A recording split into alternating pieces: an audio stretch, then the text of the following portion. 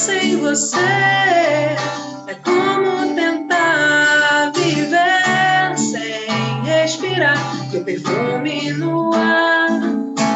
Mesmo sem saber, sempre te procurei.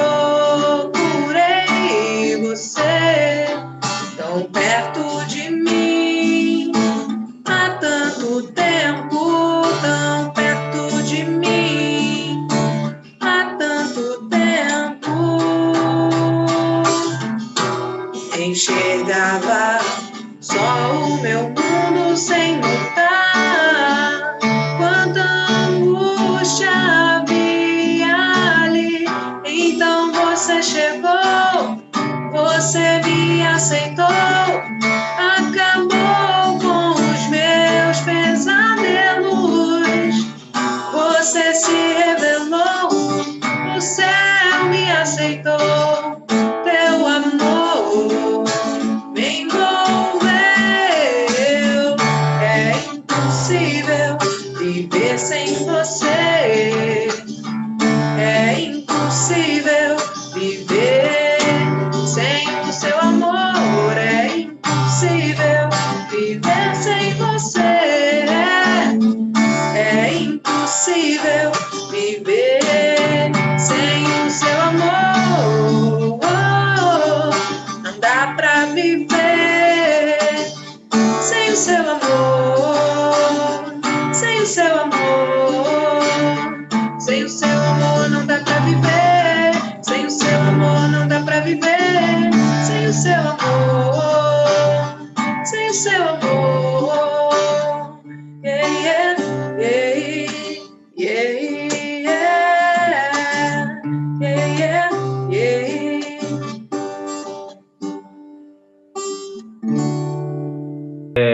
Agradeço aí a Anne. Olá aí para quem vai assistir também essa pregação, esse nosso culto gravado, né? Também depois, agora a gente está nesse novo formato, a gente já conversou bastante aqui, né? Esse formato de videoconferência, a gente pode se ver, pode falar da semana, orar uns pelos outros. E então, graças a Deus por isso também. A gente estava fazendo os cultos só em live, mas a gente também sentia saudade, vontade de ver um ao outro. Então a gente voltou a fazer também dessa maneira, né? De videoconferência. Então, e a gente está gravando agora também. Então, agradeço também a Deus por todos. Agradeço a Deus pela oportunidade de vê-los e ouvi-los também. Aquela saudade que a gente sente uns dos outros, a gente pode estar matando parcialmente também dessa videochamada. A gente faz isso pelo Zoom, né? A gente põe o link sempre na nossa página do Instagram, Gai Missões, então que a gente possa estar divulgando isso também, né? O link vai estar sempre lá na bio e a gente possa estar participando de maneira como a gente sempre participou também. Essa também é uma oportunidade de a gente participar novamente de maneira democrática, igual a gente faz presencialmente, aquelas rodas, que a nossa pregação sempre é uma conversa, um diálogo, né?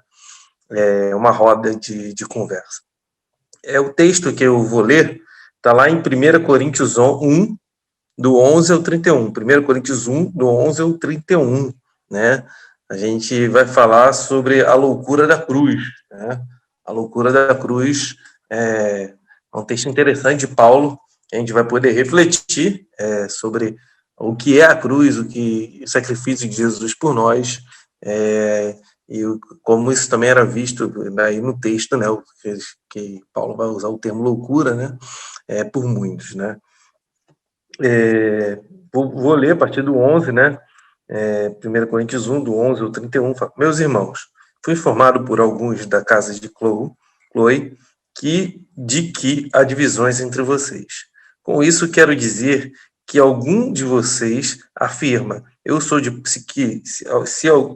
que algum de vocês afirma, eu sou de Paulo, ou eu sou de Apolo, ou eu sou de Pedro, ou ainda eu sou de Cristo. Acaso Cristo está dividido? Foi Paulo crucificado em favor de vocês? Foram vocês batizados em nome de Paulo? Dou graças a Deus por não ter batizado nenhum de vocês, exceto Crispo e Gaio, de modo que ninguém pode dizer que foi batizado em meu nome. Batizei também os da casa de Estéfanas. Além destes, não me lembro de se batizei alguém mais. Pois Cristo não me enviou para batizar, mas para pregar o evangelho, não porém com palavras de sabedoria humana, para que a cruz de Cristo não seja esvaziada. Pois a mensagem da cruz é loucura para os que estão perecendo, mas para nós que estamos sendo salvos é poder de Deus.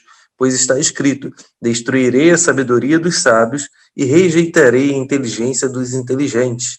Onde está o sábio? Onde está o erudito? Onde está o questionador desta era? Acaso não tornou Deus louca a sabedoria deste mundo, visto que na sabedoria de Deus o mundo não o conheceu por meio da sabedoria humana? Agradou a Deus salvar aqueles que creem por meio da loucura da pregação. Os judeus pedem sinais miraculosos e os gregos procuram sabedoria. Nós, porém, pregamos Cristo crucificado, o qual de fato é escândalo para os judeus e loucura para os gentios. Mas para os que foram chamados, tanto judeus como gregos, Cristo é o poder de Deus e a sabedoria de Deus, porque a loucura de Deus é mais sábia que a sabedoria humana, e a fraqueza de Deus é mais forte que a força do homem.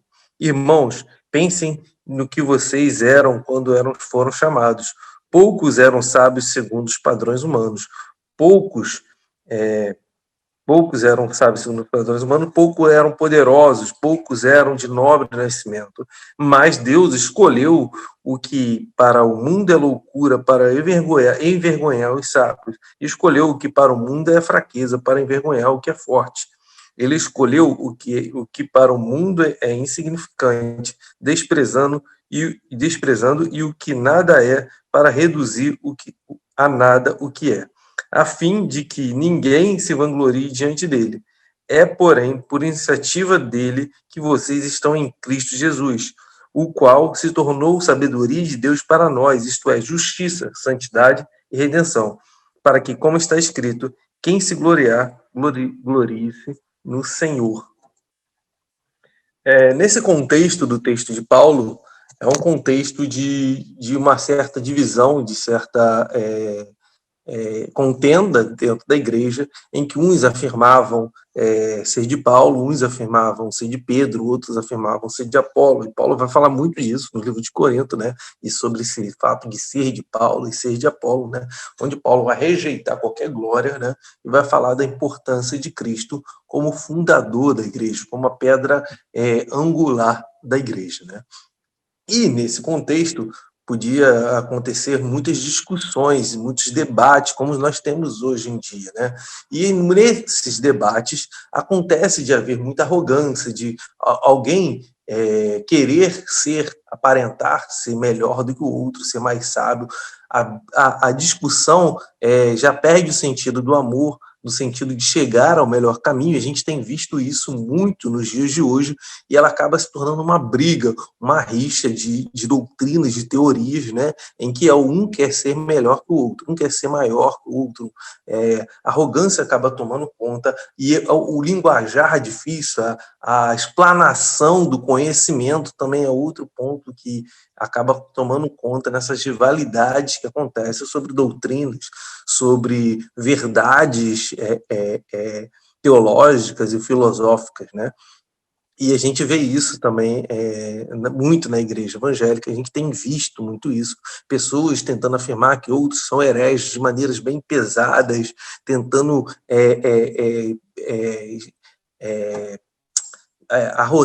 arrotar sabedoria, trazer, vomitar conhecimento em cima do outro, tudo mais, e perde nisso o sentido do amor, o sentido de ouvir o outro, né? O sentido real da palavra de Deus, né?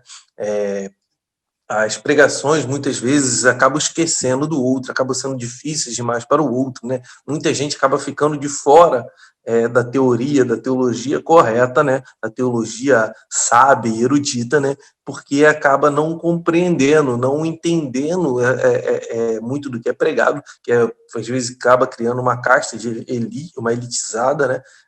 Dentro da igreja, em que saber de Deus é só quem sabe a teoria, a teologia dos reformados, a teologia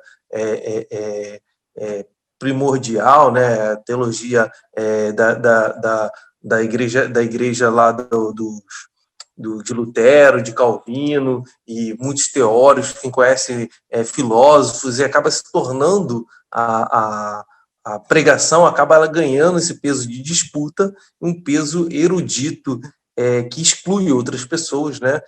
Quando, na verdade, né, o ensinamento de Cristo é realmente simples. O ensinamento de Cristo, ele realmente é acessível, né? É palpável, porque Cristo se faz palpável, Cristo veio para se fazer palpável a todo mundo, né? Não só a algum grupo, e ele também não está aqui para dar glória a ninguém, o argumento de ninguém, né? Não está aqui para dar glória à erudição de uma pessoa, né?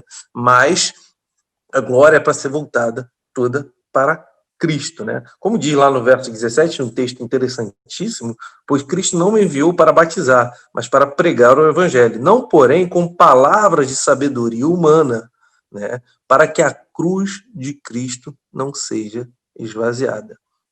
Para que a cruz de Cristo não seja esvaziada. Não é a sabedoria humana que define o evangelho.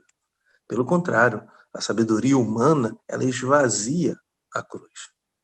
Essa erudição humana, ela esvazia a cruz. O evangelho não está na melhor pregação, na pregação que cita mais teóricos, na pregação com mais palavras difíceis, na pregação com mais filósofos, ela não está nada disso. A pregação de Cristo, ela está na cruz. Quando a gente substitui a cruz pela a sabedoria humana, quando a gente substitui o exemplo de um ser humano se sacrificando por nós e se entregando a sua vida por nós como exemplo, a gente esvazia. Quando a gente substitui ela pela erudição, por teorias, por embates teóricos, a gente esvazia a cruz. Porque Cristo não está ali. Cristo não está no argumento. Cristo não está nesse embate. Cristo está na vida. E na vida, em sacrifício em prol do outro. Ou seja, Cristo está no amor pelo outro, no exemplo de amor. Saber amar. Se você sabe amar, se você entende o que Cristo fez com você, você em coração agradecido, não arrogante, não para cumprir regra, você ama o outro a partir disso, você já tem tudo o que precisa saber de Cristo. Porque isso é Cristo. É que Deus sacrificou por você como um exemplo, ele sacrificou por você para te salvar. E você, em coração agradecido, entende isso e ama a partir disso. Você entendeu Cristo, o que tem, o essencial para se entender de Cristo.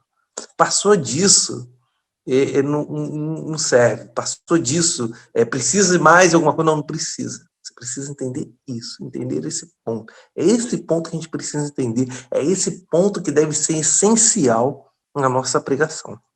Nossa pregação não está aqui para ser erudita. Nossa pregação está aqui para apresentar um ponto-chave, que é a chave hermenêutica para se entender toda a Bíblia.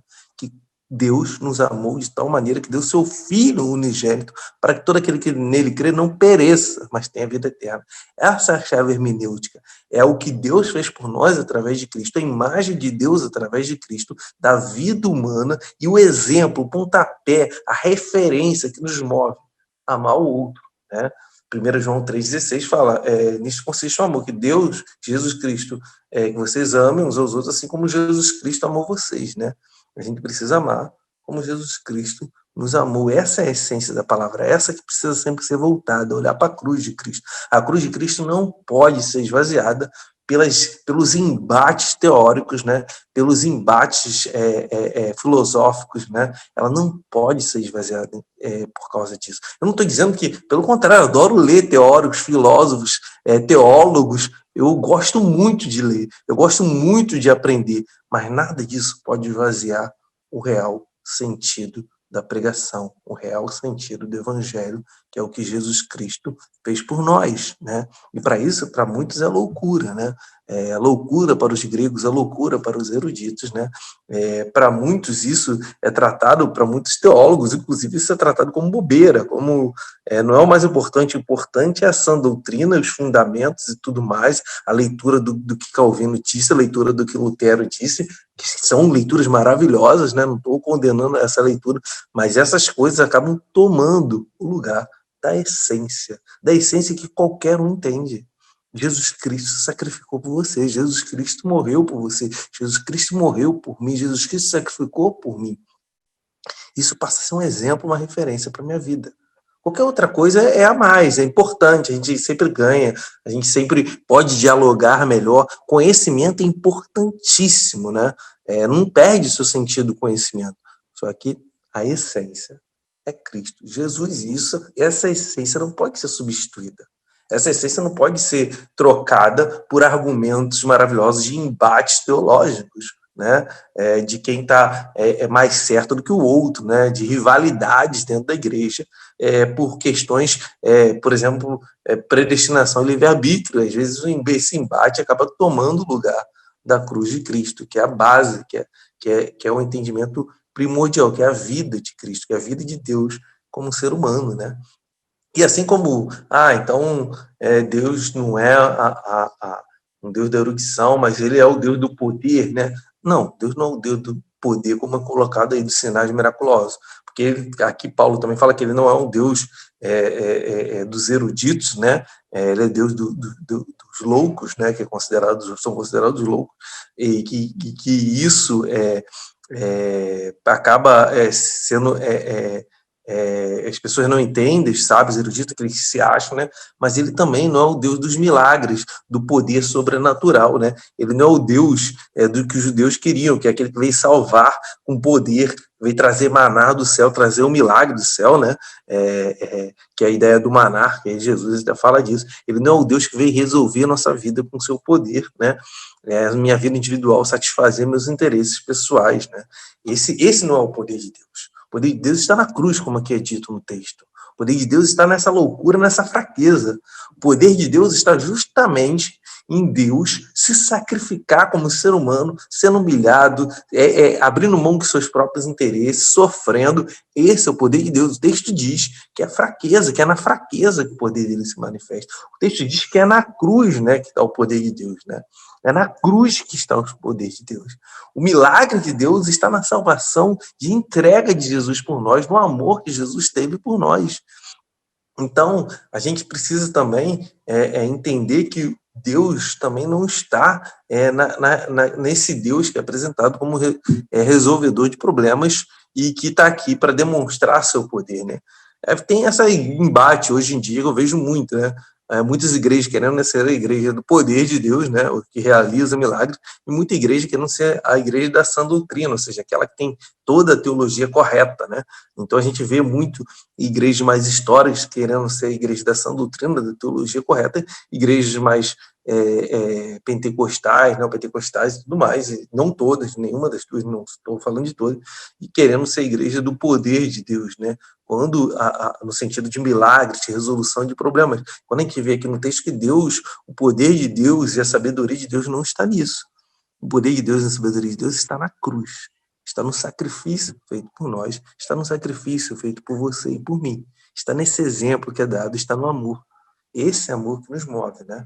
É aí que está a sabedoria de Deus. Tanto é que Paulo, no mesmo livro, lá no capítulo 13, ele vai falar que do amor de Deus, que é perfeito, que permanece, né?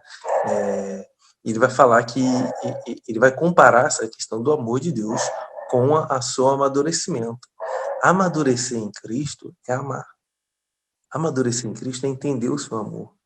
Amadurecer em Cristo não é conhecer muito, não é ter muita força, não é vencer na vida, ter dinheiro, não. O amadurecimento em Cristo é saber amar, é saber entender o que Cristo fez por nós e em coração agradecido amar. Não está Paulo fala muito bem, né? Sem amor de nada serei, né? Não está em fazer as coisas sem amor, simplesmente por legalismo, religiosidade. Está em fazer tudo por amor, em ter no coração esse amor agradecido, olhando para o que Deus fez por nós. Nós não podemos mais esvaziar a cruz de Cristo. Precisamos parar de esvaziar a cruz de Cristo, né? A cruz de Cristo é loucura para os sábios e fraqueza para os fortes, né? É escândalo para os judeus, né? e escândalo para os judeus, fraqueza também para os fortes, né? Que não entendem, não compreendem, que o texto também cita isso. E nós estamos aqui para escandalizar. Para os religiosos, nós seremos escândalo, porque eles não entendem o amor. Para eles ainda estão na regra, na lei, no legalismo. A gente viu isso recentemente nos ataques que um teólogo brasileiro importantíssimo, Ed René, sofreu, e o Papa também, em suas falas maravilhosas, também sofreu. Eles não entendem o amor e se escandalizam, ou seja, escândalo para os judeus. E muitos também, que não entendem o amor, estão se escandalizando por falta de erudição, citando argumentos supostamente mais eruditos, sem a essência do amor ao próximo, ou seja, usando argumentos para que a gente ame menos, para que haja menos amor na igreja, para que a literalidade dos textos tome o lugar da chave hermenêutica para interpretá-los, que é o amor sacrificial. Quando fala amor sacrificial, aquele amor que se coloca o outro, não foi um amor de posse, de querer ter para si, foi um amor sacrificial, que coloca o outro acima de si mesmo, né? Então, que a gente possa refletir nisso, que essa é a essência, essa cruz de Cristo, essa fraqueza, essa loucura, esse exemplo de amor. Que a gente tenha isso em mente. Agora, vocês também estão abertos para que vocês possam estar comentando, trazendo alguma opinião sobre isso. Os outros membros, a gente volta aqui para essa sala de reuniões, né, igual uma na igreja, aquela roda, só que agora a roda por cada um tirando aí, falando, tirando aí o som, colocando o som. Convidar o pessoal a ligar a câmera também, que eu acho que até se estimula a gente aí conversando, quem sentir à vontade, claro. Mas entendendo que eu acho que quando a gente parece um pouco repetitivo, né, até pra gente, a gente está falando sempre sobre isso, né, sobre que a gente deve pautar a palavra toda no amor e tudo mais. E eu acho que você falou uma coisa importante aí, que é a hermenêutica, né, que é esse estudo da palavra em si, né, do que é o sentido de tudo. E às vezes não, quase sempre a gente percebe que a igreja se apega a isso como na literalidade, né? Então é aquela Bíblia não pode ser modificada de jeito nenhum, ou toma a Bíblia como até um próprio amuleto, coisas que a gente vê, coisas bobas que eu me lembro de, sei lá, sem querer, eu tô andando, deixei a Bíblia cair no chão, e isso ser uma coisa absurda, tipo, meu Deus, a Bíblia caiu no chão, ou guardei a Bíblia num lugar que não era, sei lá, embaixo de outro livro, ou coisas, sabe, coisas que são tão pequenas, mas que que isso resume, se as pessoas se apegam a essa literalidade do objeto que é a Bíblia, quanto mais ao que está escrito nele, né? Então, a dificuldade que se tem de realmente trazer essa nova, não é nova, né? É nova desde que Jesus trouxe, né? Que é o novo mandamento, é a nova forma de ver e tal. Eu acho que essa é a dificuldade, e acaba que a mensagem principal, que é a cruz, ela fica, como você falou, fica secundária, porque tem tanta coisa antes que acaba se tornando uma coisa secundária, né? Eu posso falar? Desculpa, eu gosto de falar. Eu concordo com a Anne, tipo, em gênero, número e grau, e eu acho que a gente tá chegando numa época não, isso já tem acontecido há um tempo, que é uma coisa que eu tenho reparado, que, assim, na parte que fala para não proclamar o evangelho, não por meio de palavras de sabedoria humana, mas para a cruz de Cristo não seja vaziada. Mas, assim, uma coisa que eu tenho percebido, com um pouquinho de coisa que eu estudo, é o quanto muitas dessas coisas, não de sabedoria humana, mas muitos escritos, ou até mesmo falas, que não é que elas expliquem a Bíblia ou expliquem a palavra de Deus, nem nada disso. Mas uma coisa que pelo menos eu tenho visto é o quanto muitas de coisas que não são cristãs ou que não enriquecem a palavra de Cristo, ou que não vêm não para ajudar, porque não precisa de ajuda, né? O que é um textinho meu ou de qualquer outra pessoa que seja filósofo ou qualquer coisa vai ajudar na palavra de Jesus? Nada, porque a gente é insignificante em relação a isso. Mas o quanto que coisas que não são cristãs são colocadas como cristãs, e coisas que são cristãs são colocadas como não cristãs, e coisas cristãs e não cristãs ser colocada como cristãs. Por exemplo, uma coisa que eu tenho reparado muito já há um tempo, e parece que isso tem ficado muito forte, é a quantidade de pregadores que vão para púlpito e aí falam, em nenhum momento citam a Bíblia, em nenhum momento falam algo que tenha realmente respaldo, mas pela forma que fala e até por certa forma um tipo, não é chantagem, mas um tipo de manipulação, eles conseguem colocar as palavras deles como se fossem palavras cristãs, e que não são, enquanto tem N exemplos, ou N situações, ou N textos, que eles servem de exemplo do cristianismo na Terra e que não são valorizados e são demonizados. Um exemplo disso, um exemplo muito besta, mas que eu reparei uma parada muito absurda uma vez, é que tem dois textos, na verdade, chamado Cristianismo Primitivo, que é uma carta da Rosa Luxemburgo e uma carta do Friedrich Engels, que eles falam sobre a similaridade, nem similaridade, o quanto o início do comunismo, digamos assim, da filosofia comunista, ela é muito parecida com o cristianismo primitivo. E eles fazem essas comparações que, no fim das contas, meio que fala assim, o que nós fazemos é muito similar ao que Cristo deixou para que seus filhos fizessem na Terra. Com a missão que Cristo deu àqueles que Cristo deu àqueles que creem. E esse tipo de texto é completamente demonizado. É uma coisa que enriquece a gente, ou assim como outros, mas que é demonizado baseado em nada. Mas enquanto eu vejo muitas pessoas e muitos pastores e muitas pregadoras que sequer abrem a Bíblia, que sequer falam alguma coisa e que distorcem completamente a palavra de Cristo, sabe? E aí foi como o Vitor falou sobre os ataques que o Ed Renner falou. O Ed, eu vi a pregação, eu estou tentando acompanhar todas as pregações dessa série, né, que é Cartas para o Novo Mundo. O exemplo que deu a polêmica, que foi ele falar sobre como a Bíblia condena homossexuais ao inferno, foi um exemplo de que não durou 5 segundos. Enquanto os exemplos que realmente deveriam se prestar atenção, que foi sobre casamento, que foi sobre... ele deu o exemplo hipoteticamente, de uma menina que fosse estuprada, e ninguém ligou para isso. Ninguém ligou para isso. Ninguém chegou e se deu ao trabalho de pensar que, quando ele estava falando sobre pessoas LGBT no geral, ele estava falando tipo de uma vírgula numa Bíblia inteira. Enquanto existem problemas que são muito mais graves que ocorrem dentro de igrejas, que são pautadas justamente porque na Bíblia está escrito.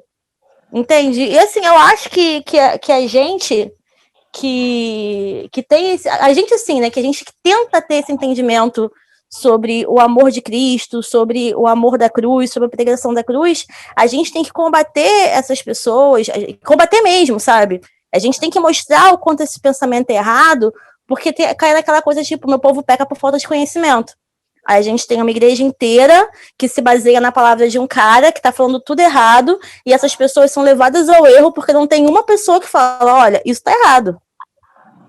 Entende? Eu acho assim, quando eu falo que eu fui muito agraciada por conhecer o Guy, não é porque eu tô, tipo, sei lá, na minha bolha, não é porque eu tô no meu ambiente seguro, mas principalmente por eu saber que existe um povo, um pequeno povo que está realmente dedicado em falar a palavra de Deus, em se dedicar à palavra de Deus, se dedicar às coisas mínimas, né? Que são as coisas mínimas que fazem a diferença máxima. Desculpa me estender tanto, mas minha colaboração é extra. Tá ótimo. Falou bonito. Isso que tu falou eu vejo muito na música também, né? A gente vê muito isso. Canções ditas evangélicas que falam coisas que eu fico assim, quê? Essa pessoa disse isso mesmo? Tipo assim, tá incentivando a isso mesmo? Tipo, como assim, né? E ao contrário também, um monte de música aí que é dita secular, dita do mundo, que traz tanta mensagem boa, tanta mensagem positiva, né? Mensagens que falam ao nosso coração, que fazem até essa conexão com Deus e traz uma espiritualidade pra gente. E outras músicas que são ditas evangélicas que são nada a ver, né? Então, isso que acaba sendo complicado, né? Vamos colocar assim. Mas... Não, até falar aqui também que a questão, só para lembrar aqui, eu não sei se não ficou claro, mas O conhecimento é importantíssimo, a gente buscar conhecimento, a gente buscar aprender teologia, filosofia, isso não tem problema não. Pelo contrário, até quem ama busca conhecer também, quem ama busca também desconstruir argumentos falsos também, então faz parte disso. Só que eu só vim trazer que a essência, a chave hermenêutica da nossa vida em Cristo, né, é o sacrifício de Cristo. Até a busca de conhecimento a gente busca a partir desse sacrifício. Então, a partir do momento que a gente desvazia isso, esvazia o amor, esvazia para demonstrar conhecimento, para demonstrar filosofias, a gente perde a essência. A essência, ela não pode ser... existem ferramentas e existem essência, né? Existe o secundário e o primário. Então, a cruz de Cristo, ela é o primário de nossas vidas. Até em tudo que a gente pensa e reflete, ela é a chave hermenêutica, ela é aquele princípio que baliza, né, a tudo que é como a gente vive. Então, pegando o gancho no que o Vitor falou, eu acho que a gente está vivendo um tempo onde... E isso, assim, se a gente for parar para pensar na nossa vida cotidiana, nosso trabalho, quem faz faculdade na faculdade, a gente está vivendo um tempo que não basta você ter só uma faculdade, sabe? Você não consegue... Tipo assim, você tem que buscar, sei lá, uma pós, um mestrado, nananã. E, para mim, eu acho que isso impacta diretamente nessa questão da sabedoria humana e da sabedoria divina. Porque quanto mais eu busco o conhecimento, vamos colocar assim, o conhecimento das outras coisas, das outras filosofias, né? Mas, se eu não tomar cuidado, eu me distancio da sabedoria de Deus, da sabedoria divina, né? Dessa essência que o Vitor está falando, de estar mais próximo de Deus. Não estou falando que a gente não deve estudar, que a gente não deve buscar conhecimento, mas eu acho que tem que ter um equilíbrio, e a gente vive numa sociedade que não coloca esse equilíbrio para a gente, sabe? A gente vive numa sociedade de competição, é muito competitivo. Então, a gente tem que, sei lá, tomar cuidado, tem que olhar mais para a essência. Eu acho que é isso. Acho que eu não vejo nem sobre uma questão de equilíbrio, eu vejo mais sobre um filtro, né? Porque eu acho que não tem problema você conhecer muito, buscar muito, mas aí você tem que fazer esse filtro, que é o que o Vitor falou, né? De tipo, o filtro ser essa base no amor, né? Porque não importa se... É o que você falou, assim, às vezes a gente conhece, quem é do meio acadêmico aqui, conhece várias pessoas que são sinistras, doutor sinistrão, PhD, mas que é uma pessoa péssima, entendeu? E que usa aquele conhecimento para nada, entendeu? São pessoas que têm um conhecimento absurdo, fala assim, nossa, mas quando tu vai conhecer é uma pessoa horrorosa, trata todo mundo mal, é mesquinho, se acha muito. Então, eu acho que quando a gente traz isso, até para a parte bíblica também, pode ser isso, a pessoa fica soberba porque eu sei muito, porque eu conheço muito, e é onde entra lá, são os gregos que se achavam, que se acham os donos da verdade, os pensadores máximos, que descobriram o pensamento, né? Então, eu acho que é isso. Eu acho que é trazer esse filtro de, tipo, não importa o quanto você saiba, tudo, sempre você tem que ser filtrado no amor, né? Nesse amor sacrificial, que é esse amor que coloca, que abre mão do eu, né? Abre mão do, beleza, é isso que eu acho, mas eu tenho que repensar, eu tenho que reavaliar isso e tal. Eu acho que eu pensaria mais numa questão de filtro, mais do que um equilíbrio. Me vem aquela passagem clássica, né, que é música, que é tudo. Ainda que eu falasse a língua dos homens, dos anjos, sem amor, não adianta. Então, estamos aí encerrando. Agradeço aí a presença de todo mundo aí que está aí na nossa videochamada. Que Deus possa estar abençoando a todo mundo. É muito bom vê-los, conversar com vocês, né? Essa exposição bíblica voltando à nossa maneira de conversar, né? Através das pregações. Agradeço também quem está nos assistindo aí, assistindo a gravação. Que Deus possa estar abençoando a vida de todos. E essa é a nossa igreja, a Igreja Evangélica GAI Missões, Grupo de Ações Evangelísticas, que significa GAI. e nós somos de Campo Grande, mas agora somos itinerantes, estamos no formato aí. Então, obrigado a todo mundo, beijão, que Deus esteja abençoando a todos. Beijão para todo mundo, gente. Amém. Deus abençoe a todos vocês. Tenhamos uma semana abençoada. Amém. Amém. Beijo. Eu esqueci que eu Coração. tô com a